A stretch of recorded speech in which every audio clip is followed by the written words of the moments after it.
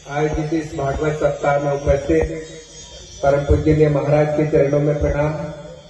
हमारे आदरणीय पूनाराम भैया, सभी हमारे उपस्थित गांव के सम्मानीय साथी, माताएं, बहनें और इस गांव के सभी आदरणीय भक्तजन, आज दोबारा मुझे महाराज जी से मिलने का सौभाग्य प्राप्त हुआ और आप लोगों की कृपा, आप लोगों के आशीर्वाद से पिछले वर्ष भी इसी स्थान पर बैठकर मैंने कथा सुनने का थोड़ा सा अवसर मिला। आज भी थोड़ा आपकी कथा सुनी और निश्चित रूप से मन बड़ा प्रफुल्लित हुआ।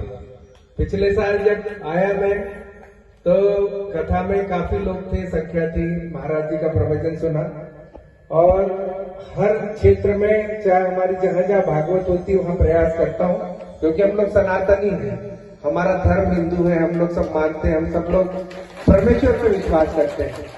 तो कोशिश करता हूँ कि हर जगह पहुंचूं और आप लोगों के आशीर्वाद से महाराज जी मुझे दोबारा विधायक बनने का मौका इस साल मिला। आपके चरणों में कोटि कोटि नमन करता हूँ। संत कोई भी हो, महात्मा कोई भी हो, कोई भी महाराज हो, वो अच्छी बातें बताते हैं, सबको अच्छी चीजें बताते हैं कि जो ज्ञान की बातें, ज्ञान का सागर उनके पास होता है, भंडार उनके पास होता है, वो अच्छी बातें बताते हैं। पर हमारा भी नैतिक जिम्मेदारी है कि हम उन अच्छी बातों को अपने मन में, मस्तिष्क में और पूरे रग रग में उतार करके उसका अनुसरण करें, तब इस कथा का सार्थक होती है।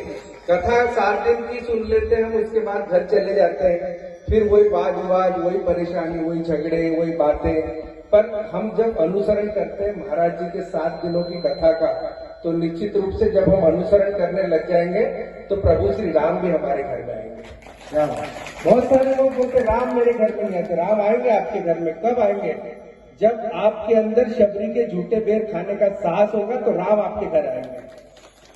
प्रभु श्री राम 14 साल के लिए वनवास गए। जो बेटा अपने पिता के आज्ञा पर 14 साल के लिए वनवास जाने का साहस रखता है और उसकी आज्ञा का पालन करता है, राम उसके घर आएगा।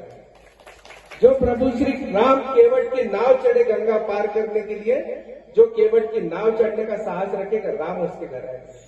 तो मैं यही कहना चाह रहा हूं कि आप सब लोग इतना जरूर ध्यान रखो कि आज हमारे देश में गौ माता की बहुत हत्या हो रही है, गौ माता कटने जा रही है। मैं इसलिए बार बार हर जगह महाराज जी गौ माता का उल्लेख करता हूँ कि मैं खुद गौ प्रेमी हूँ और गौ भक्त हूँ।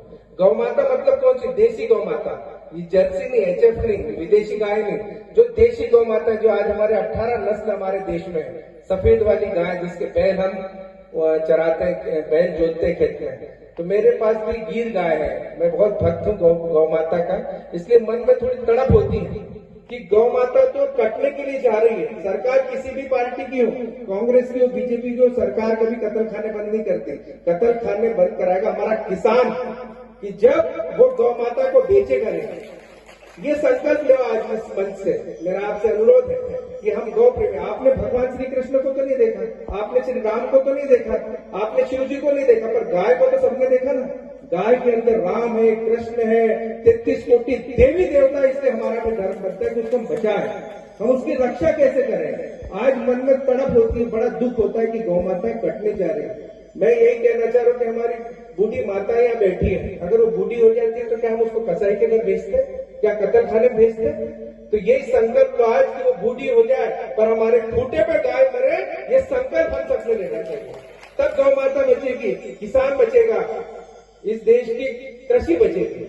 आज मुझे बताइए क्या मांगती गौ माता है आपको? भूसा, चारा, कूड़ा करकट जो इंसान नहीं खाता। हम तो लड्डू, पेड़ा, जलेबी खाते हैं, लेकिन मनुष्य का मलमूत्र किसी काम में आता है? किसी काम में नहीं आता। लेकिन वो चारा खाती, घास भूसा खाती और उसका गोबर, गौमूत्र और दूध सबके काम में आता है। ये चमत्कार है श्री कृष्ण का।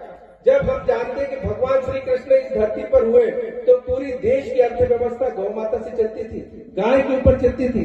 आप देखिए किसी भी शिव जी की बात करते तो सबसे पहले नंदी के दर्शन होते हैं। वो क्या है? नंदी गौ माता है। तो हम ये सबको संकल्प लेना चाहिए कि गाय हमारी माता है, उसकी रक्षा हमको करनी पड़ेगी और इस बात की हमको सबके लिए संकल्पित होना पड़ेगा कि हम उस माता की रक्षा कैसे करें।